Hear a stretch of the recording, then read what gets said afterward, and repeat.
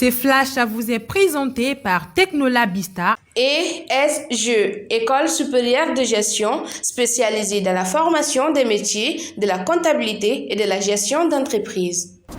Ambalma actuel media la jeboko malkono malkoka hamba fogo bisimila ko dunki baru keneka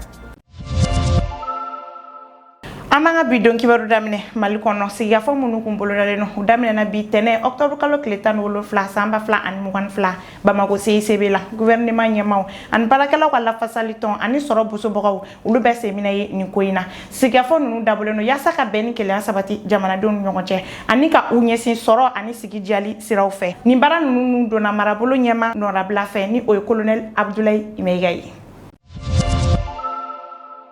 Alsa ameto malila bitene octobre kalo kletan wolo fla samba fla an mugan fla tesaliti dien fara nyongo tomba ka keleke munu be anfeno nu ube wolo ko kaskibli wolo ka yala do senfe nu muna ukumega mugu jugu perenta nyini o mugu jugu perenta nunu nyini ni senfe uga mobili yele na mugu jugu perenta doka o senfe ma fla bonena anina manani ulu jokina kosebe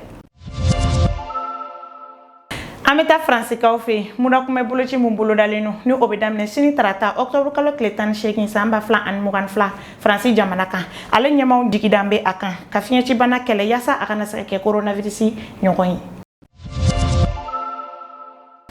Anta Ikren kaufe kanga bidon kibaru kunche Ikren marabolo nyama ya ira ka foko irisi finitik la kawe mujugu chama jigi Ikren jamanaka bitene octobre kalo kletan wolo fla samba fla an mugan fla o kera sababu ye kama woro bonyongo bone unina ni mujugu nunu jigina Ikren jamana fanchamaka ina fo Kiev ni oyuga fabaye ale ni somi ni oyuga marabolo doyi ni kuna ponda mandon de bidanski anga bidon kibaru la ama fo akambe jen wakati were